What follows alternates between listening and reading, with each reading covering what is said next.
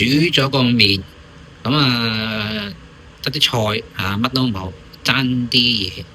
咁加啲咩好咧？咁加兩塊，一晚要兩塊火腿直咁加啲火腿，咁正常咧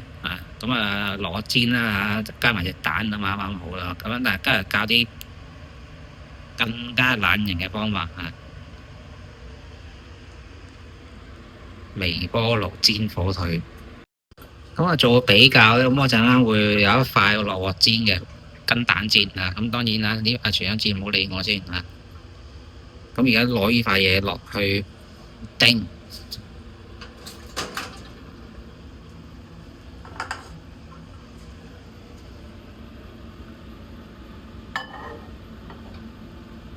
咁第一件事，微波爐嘅嘢盡量擺正中間擺正中間，咁佢先至受熱先至會比較均勻嘅。咁扭幾多咧？大家個爐唔同，我一個800鍋咁但係我都係扭分半鐘，先分半鐘分半鐘睇下個情況。嗱，你即時會聽到啲噼哩啪啦、噼哩啪啦、噼哩啪啦嘅聲噶啦，已經其實分半鐘都夠晒嘅。即係如果你叮得太多咧，叮得太耐咧，佢會燶嘅。咁點解我今日會做呢件事？因為以前我係以為啲人係知道有呢樣嘢，咁但係原來無意間同人講起，原來啲人係唔知道微波爐可以叮火腿嘅。咁同佢講，喂，你試下。咁佢試完之後咧，就咦得喎咁有日睇住有個人咧，佢就咁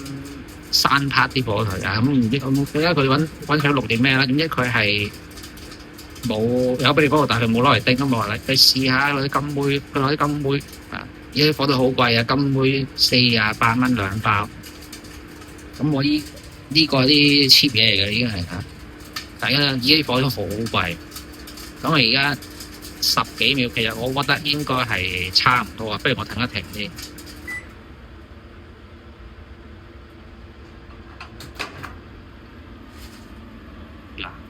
已經燶晒邊啦即係分零鐘已經被白，已經係夠皮嘅，就已經唔需要再叮啦。大家可以望下，摸個碟個碟就唔係好熱但係火腿就基本上已經係燶晒邊嘅，就唔需要再叮。唔好介意啦，用手啦，兩邊都燶晒嘅，即係所以睇火咯完㗎啦，咁但係得記住1分鐘咁叮。如果唔係就好似我咁呢度燶晒邊嘅。咁我未完嘅就係煎一塊做對比，係咁。嗱，咁煎好咗啦，唔好理隻蛋煎得靚唔靚仔先啦咁火腿呢個就係煎嘅咁我落咗都幾多油所以就反而冇佢咁燶因為油多咧，反而你會冇咁燶嘅呢個我諗你煮過餸你會明咁反正就係咁樣啦咁即係個效果就自己對比下懶嘅方法同埋煎落鑊煎嘅方法係咁。